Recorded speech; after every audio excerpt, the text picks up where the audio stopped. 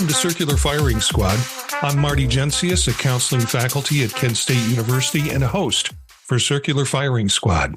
We've got 4 members, 4 questions, and 4 answers to each question. Questions are generated from each squad member and run from the witty to the wise. Let's see who's with us this episode. Hi, everybody. Eric Perry, clinical faculty at Southern New Hampshire University. Hey, everyone. Jenn Cook, associate professor, New England College.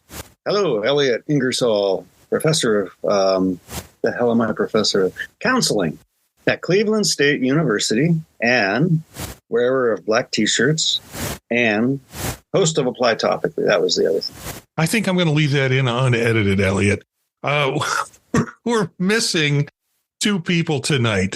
Stephanie is sort of on a vacation, but the last I heard from her, she was in a minute care clinic and has been diagnosed with strep throat. I was just going to say, though, is it ever really a vacation when you have kids? Yeah, it never really is. And end up in a minute clinic somewhere. Yeah. You know, how come dad is always grouchy on vacation? Anyways, it's she's in a minute clinic. She texted me and said, you know, last time I came to visit these folks, I got food poisoning. So maybe we just need to not visit these folks and have a healthy vacation. And Gina emailed in and said she's got strep or some bad throat thing going on with herself too. So we got a short crew tonight. That's okay. Actually, sometimes the shows work out fast and work out really well. We're going to start with Eric, who has the first question. All right, let's get right into it then. So what would you do when you retire, given unlimited resources? Sky's the limit. Well, this one is not hard for me because I think about retirement all the time. I know it's like more than 20 years away, but I think about it all the time. So I would love to buy an island somewhere out in the Caribbean somewhere, be able to deck it out the way that I want, be able to have, you know, a heliport or whatever. So if I get sick, I can get taken to the minute clinic in the Bahamas or whatever's nearby, to be able to have that access, people to clean and cook and do all that kind of stuff. I know this, like, it sounds kind of boring, but also to me, it sounds like so luxurious of like, I might not ever have to scoop a cat box again for my entire life, but I will still have my kitties with me. I would also want to travel, you know, so when I'm not luxuriating on my private island, ordering books online and just constantly lying in a hammock, reading trashy mystery novels. I would love to be able to travel and to be able to do so comfortably. Since money is no object in all of this, to be able to be flying in, you know, first class and arrive refreshed at your destination rather than feeling as if, you know, you've just been put through the 3rd dimension in order to get to Europe or wherever it is that I get to go, you know. So that would be the way I'd spend retirement. Yeah, that's pretty good. Kind of similar. First thing I'd do is move to Canada, and then I would sort out the best way to get my citizenship up there. I would keep writing fiction, and I would probably, if legalities allow it, I would love to have a facility where we facilitate psychedelic psychotherapy, and it's done right. Since, as you said, money is no object. That would be something I would love to do. And like you, I would love to travel. I would love to travel first class. That would be great. Or with a bottle of the right pills. Either one's fine with me. First class comes in many forms. But yeah, you know, I want to get out of the plane and actually care about what I'm looking at as opposed to crawl to the hotel room. But yeah, that's what I would do. First class. I never thought about that. Yeah. I said travel. I mean, I took a note and I said travel. I like to travel, but to be able to do it first class anytime I wanted to sounds appealing.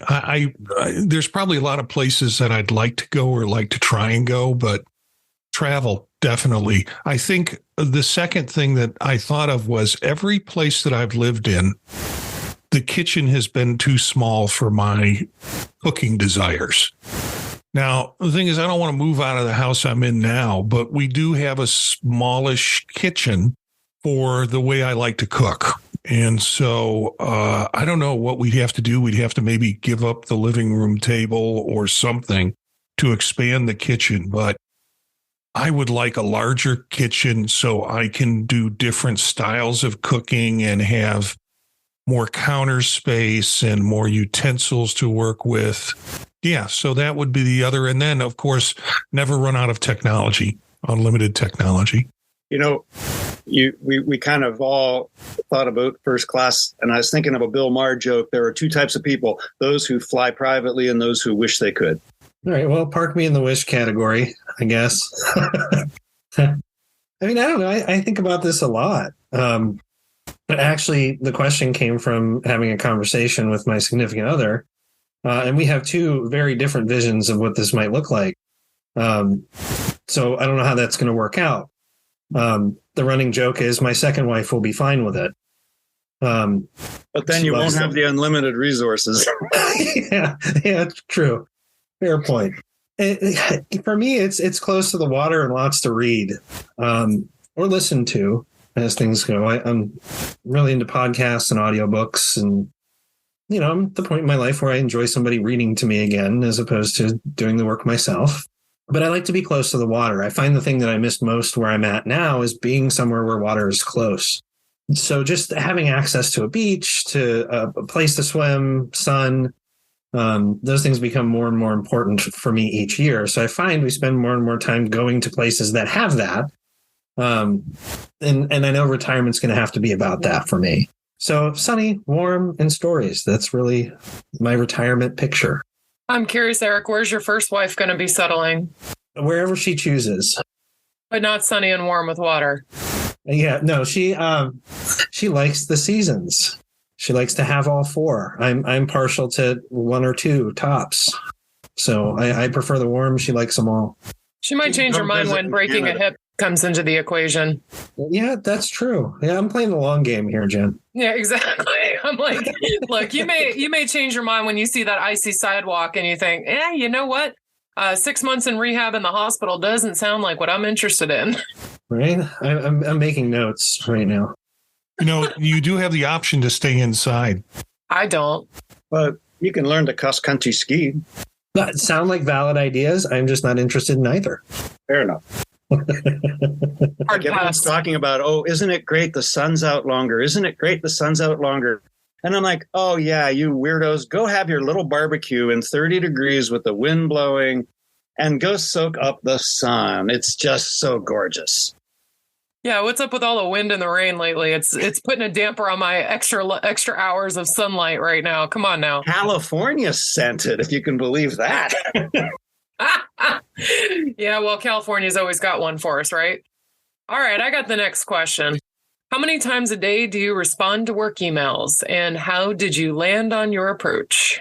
Well, if you got your circular firing squad bingo cards out, because my brain is neuroatypical, I love that phrase. It's just a little mysterious.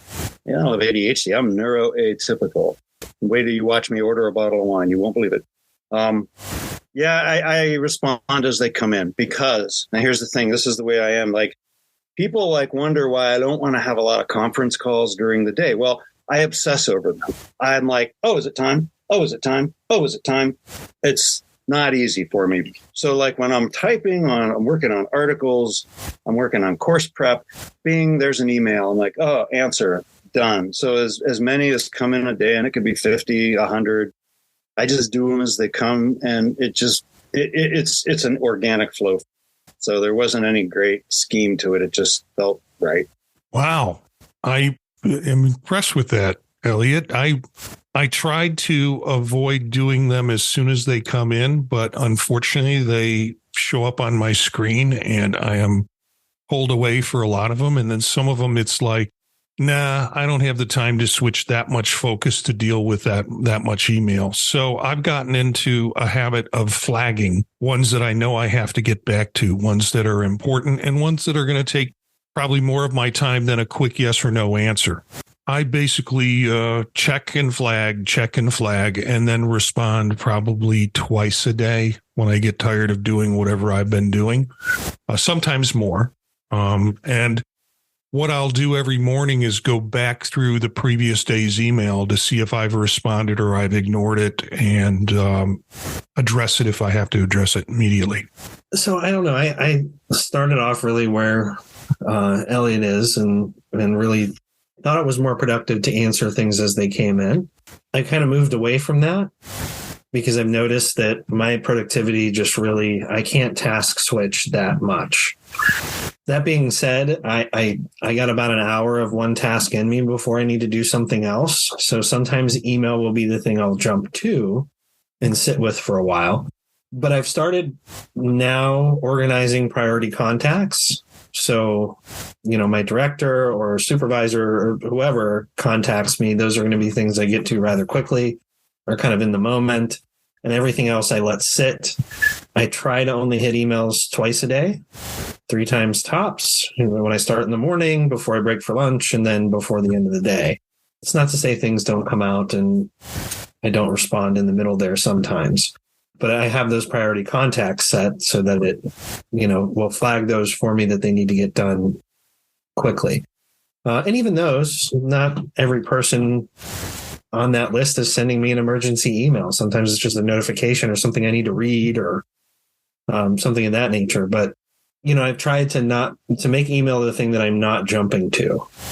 That's not the thing that if I need to move tasks, if I need to shift for my brain to do something different, that's not the thing that I do, because I find it will eat up more time. It eats up more energy, and it's hard to switch back to things like grading and writing from that particular task. And I don't know that I have a good rationale for that. It's just, I don't know, engages in a different way. Yeah, I'm with you, Eric. I was similar, that shifting back and forth is not as swift as I would want it to be, especially if there's like some major thought work that needs to be involved in what I'm doing. And so all y'all who are mentioning like these notifications, I don't have those on my computer, my phone, none of it. I don't do well with these little things popping up on me. There's my ADHD flag. It's like, because it distracts me from whatever it is I'm doing. And I've actually taken to cutting off the internet a lot of times when I'm working on things, because I don't want, Apple telling me how much screen time I've used this week, or whatever random thing that I haven't cut off, or even a calendar notification of just something that's like broadly that I need to do during the day.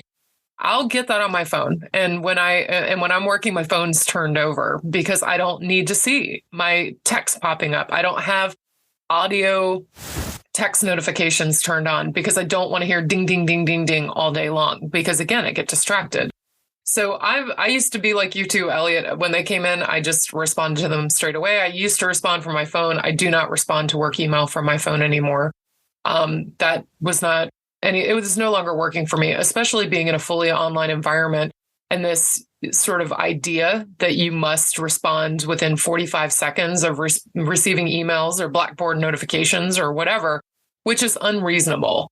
It's nothing in the handbook says that we have to do that, but online education kind of creates that expectation, which I think is an unreasonable expectation. And I see Eric nodding, like we live in this online, program world where the expectations for responding via technology, there seems to be the expectation that you're going to do that 24/7 and on the dime. And it's unreasonable. It doesn't work. So I'm down to 2, maybe 3 times a day, just because, again, like I need to block my time. I need to be able to grade. I need to be able to write. And if I get caught up in email, it's lights out. It just really doesn't work. Yeah. And just to add, this customer service thing that seems to come out, and I don't know that it's particular just to the online environment, but there seems to be this customer mentality for some students that, I'm paying for the course, I expect a response from you. And there are these kind of unreasonable expectations that come out of that.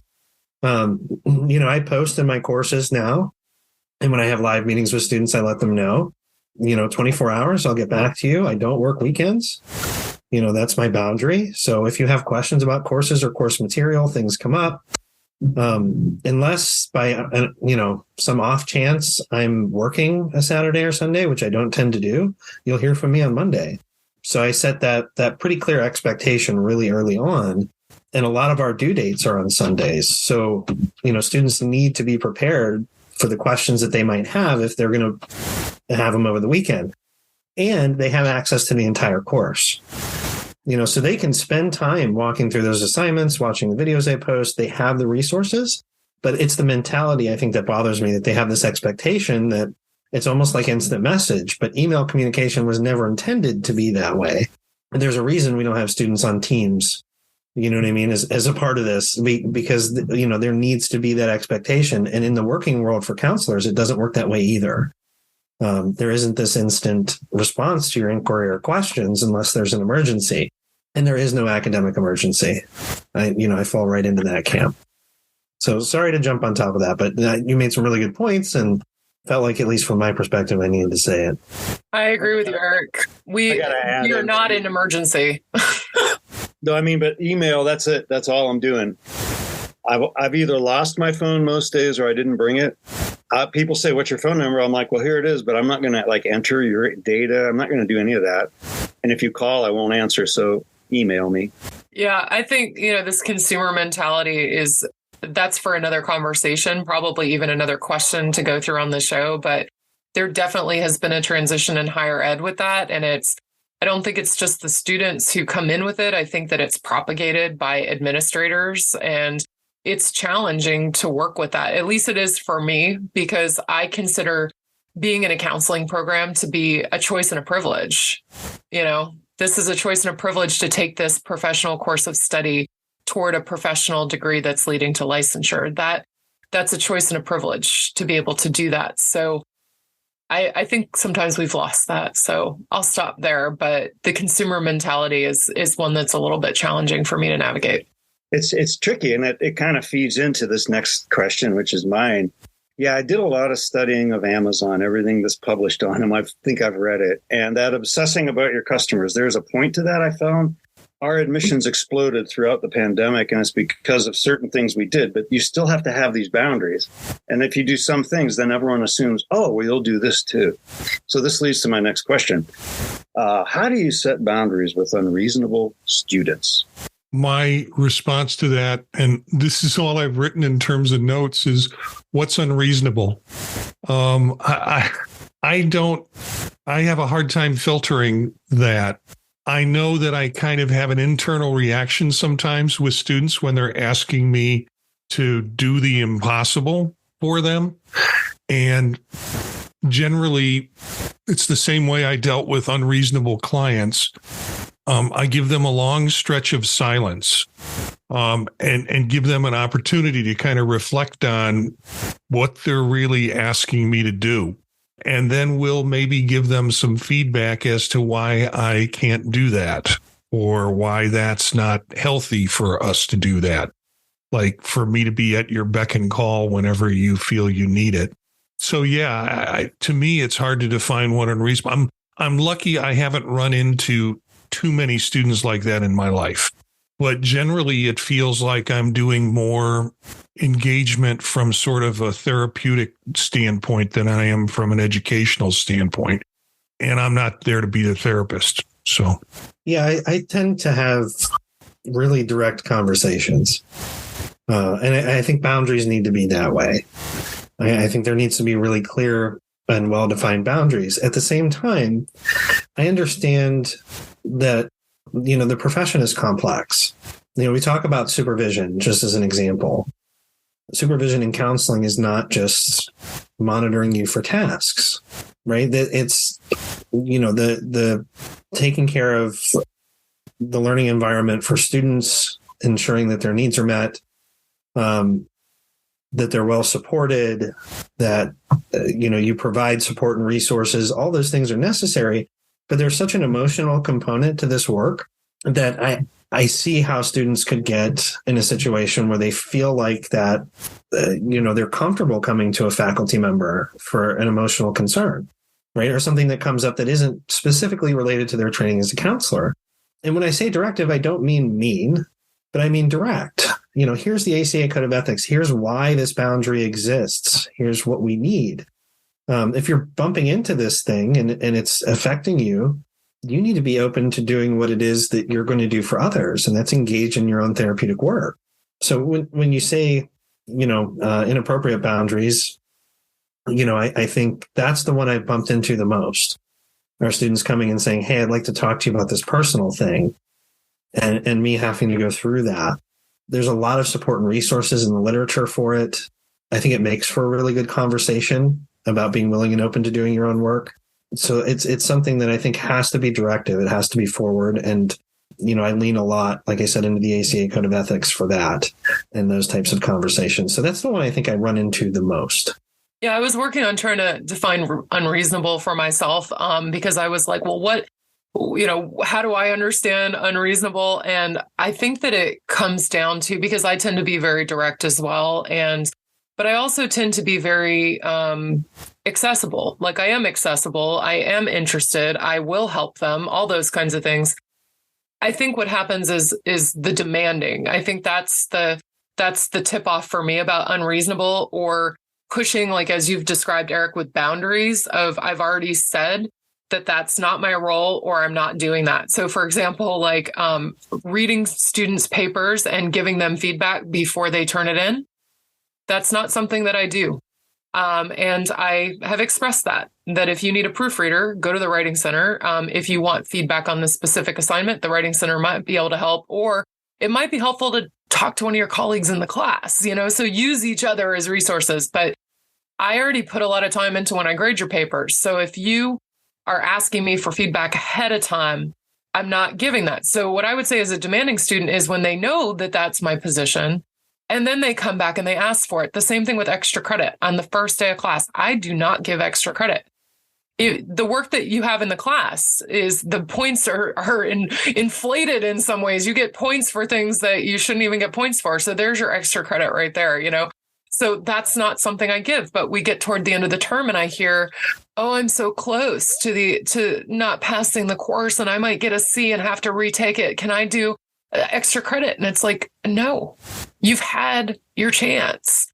So I think that my bottom line with that, I think the Toto song, Hold the Line, that's where I end up with the demanding. And I think to myself, because our students all need different things. Some of them will write you once in a blue moon. Some of them you'll never hear from. Some of them you hear from every other day. And it really depends on what they're asking for and how they're asking it, of, how accessible we decide we will be. But at some point you have to hold the line and think, could I and would I apply what I'm doing for this student if every student asked for it? So for example, the proofreading papers before they're due, or meeting with students weekly to discuss the assignments. Would you do that for everybody who's enrolled in that course every single week? And when I start using kind of that litmus test for what I'm being asked, then I can kind of differentiate as the student being demanding in a way that's inappropriate. And when I say no, I wouldn't do that for every student individually, then I know that I've either got to hold the line, thank you, Toto, or I need to, do things differently with the entire group if everyone is needing that, because obviously I'm missing something in my teaching if everybody's needing to have individual meetings to discuss, let's just say, an assignment. It's like, we're going to have a group meeting about that then. I'm not doing it individually. So I think it's that, kind of iterative process of like, what if this is about me? What if this is about the student? And trying to navigate that, because I think sometimes that introspection is necessary, because we're human and we get triggered by people's needs, or we get triggered by their demands, or whatever the case may be. And sometimes it's warranted and sometimes it's just my stuff. These are helpful to me because I think by and large, most of it is boundaries. Our spring break was last week, so I graded like 130 midterms and 80 papers. And in one class, I never do this, but in this particular class, we were doing a different approach to the curriculum. So I did an open book, open note essay exam. A couple people bombed it. And I'm like, I don't even know how you could possibly have bombed that. But instead of like emailing me, Dr. I think we had to talk about my studying or my time in the course or something. No, I didn't get that. I got, is there any extra credit? And like you, I said on the first note, I'm like, there is none. Everyone gets treated the same. What is available for credit is in the syllabus. But then every now and again, you'll get someone who's so extreme. Last year, there was a person who insisted that we or a staff member get their books for them. And I kept explaining, this is part of being an adult and being in grad school. You go get your own books. And then they kept persisting. And I said, oh, and by the way, and I gave a list of things we don't do. It was like, we don't change the oil in your car. We won't pick you up and drive you to class. We don't approve like your diet ahead of time to see if you're going to be maximally alert when you get to class. There's all. Apparently that was snarky, but I'm like, oh, piss off. I didn't think that was snarky at all. You haven't heard snarky. Let me get started. So there's I think some of it's just a moment of weakness, but then every now and again, you get some person who's so out there and you're like, where's that coming from? Thanks for the answers. That's helpful. I've got the final question for tonight. We are doing a job search at my institution in my program. And so this question comes from that. What's the best talent that an applicant can bring into a job interview for a CES position? Juggling is not acceptable, is it? It can be, knives, hatchets. What are they juggling? Probably responsibility, I guess. I don't know. I thought about this question. I saw it earlier today and kind of got stuck on it. I think there are things that you need to be able to do. And I think the position itself does matter. I think there's differences between tenure track positions, clinical faculty positions, online, hybrid, ground-based, what it is you're doing at that institution. Those skills need to be there. When you get beyond skills and those basic skills that are needed, I think there are talents that I would look for. And I think in those would primarily be around how those teaching demonstrations, that ability to teach and provide instruction and support, and to connect and work within the faculty group. I don't know if it qualifies as a talent necessarily to say that it's someone who would fit, but has that ability to communicate. It's almost a tie for me, as crazy as that sounds, between the talent, I think, that goes into being able to deliver course material in a way that students can digest and understand and be attentive to, and being able to engage with that faculty group. Those relationships are complex, and I think fit is so much more important. You can learn the job, right? That if you have the basic skills, you can learn, you can grow, you can develop, and get you the guidance, supervision, opportunities to collaborate with your peers. You can grow, but there's some things I think that you need to come in the door with, and that's that ability to serve as an instructor in a meaningful way, and to really connect with your colleagues and your peers. Yeah. So when you said juggling, I was laughing, Eric, because I was like karaoke, because I love karaoke. So they should really be down for that. But there's a couple other things that come to mind beyond being funny, which is first that when you have that first meeting with that person, or that first meal, or whatever the case may be, is that you walk away from that feeling like they've always been part of the group, like that they just sort of fit in, like you just get that sense of like, okay, it feels like they've always been here. This is a person who we want as part of the group, And I don't know how you replicate that or test for it, except for that you feel it, that the person, got into the vibe of the conversation, and nobody was talking over each other in weird ways, or there weren't awkward pauses. There might have been some silences, but they didn't feel bizarre, like those are the kinds of things that you think, okay, this person is going to fit. I think coming with that, though, also is having their own distinct personality, because as you described, Eric, like, you can learn the job. And I expect that you're interviewing for these jobs, you at least have base skills, right? So you wouldn't be signing up for it if you didn't have the base skills or the ability to learn it.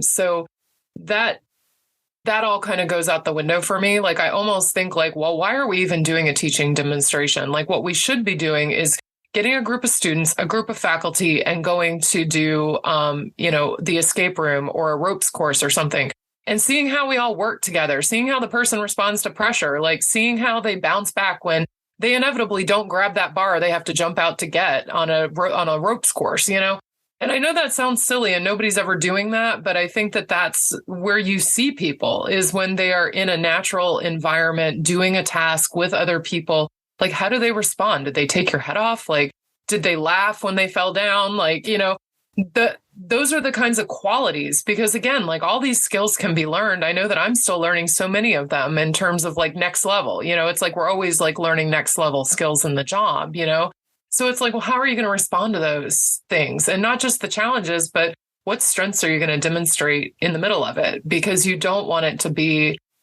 I don't think job interviews need to be a air your dirty laundry and let's hear every crappy thing you've ever done in a job and then tell us how you dealt with it in some kind of, measure of valor of these awkward moments that happen in work. Like, I don't think that's appropriate, but like, let's see who the person is, because it's sort of like interviewing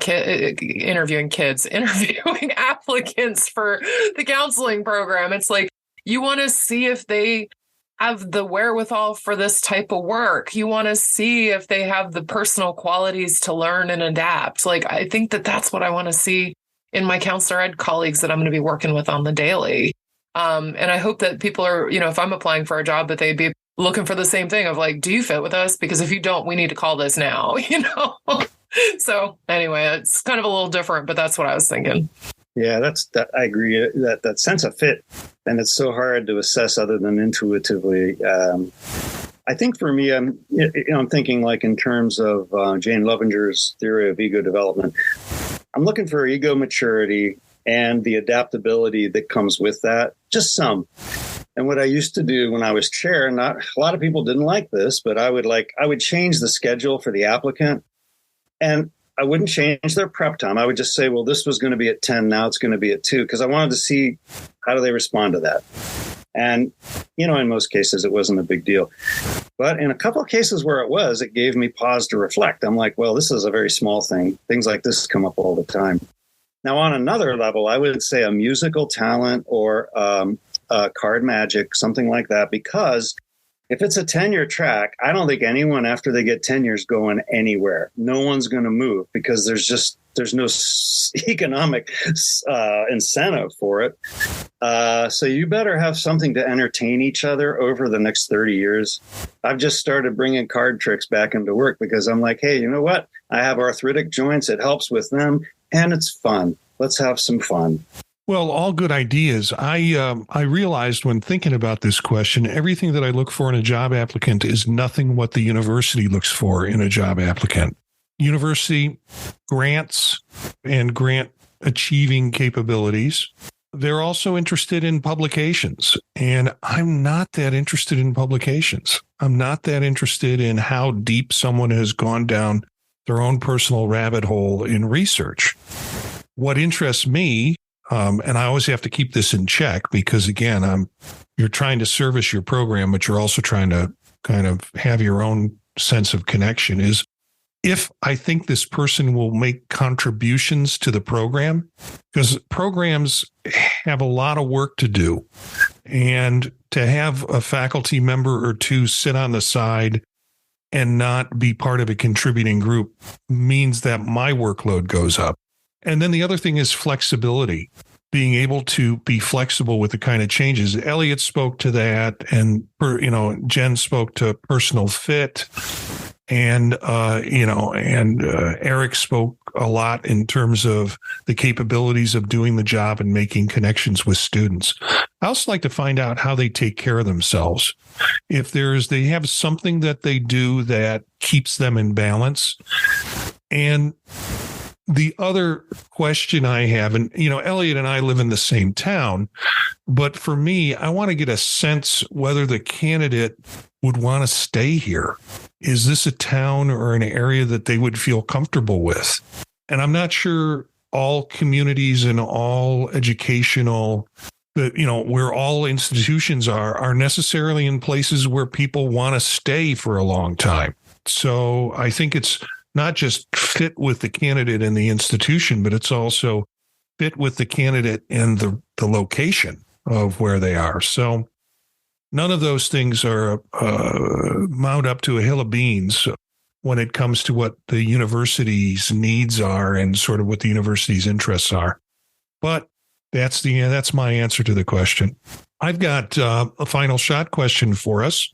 Last show we talked about childhood show theme songs, and it put a bunch of what I call earwigs in my ears. It's that sound, that song that you can't get out of your head. But Elliott contributed this as a question. I thought we'd follow up with it. What does Barney really love, or who does Barney really love, and why? I'm going to say no one. Those eyes are dead and soulless. I think that Barney loves everyone, because I'm sorry, but that song at the end where he's like, won't you say you love me too? I think he has an attachment disorder. It's pretty insecure. So like he's loving everybody he can get his hands on, just hoping that somebody will say, I love you too, Barney. Well, I think he's a little loveless bastard. I do. And I think that he's probably into BDSM with Grimace from those McDonald's commercials. That's my theory on that whole thing. Well, you folks are twisted. You're really twisted. I didn't know how to answer this question. I thought Barney's in love with this old man with his pit-pat, patty whack, give a dog a bone, because he stole the damn song. That's it for today's episode. Thanks to the firing squad, Jenn, Eric, and Elliott, who were here tonight, and our other compadres who are off sick somewhere. As it is. Look for some of these characters on their podcasts on the podtalk.net. You can find out more about them at circularfiringsquad.net. Our theme song is from Menage a Quad, Real Swing Shet. That's it for this episode of Circular Firing Squad. Ready, fire, aim.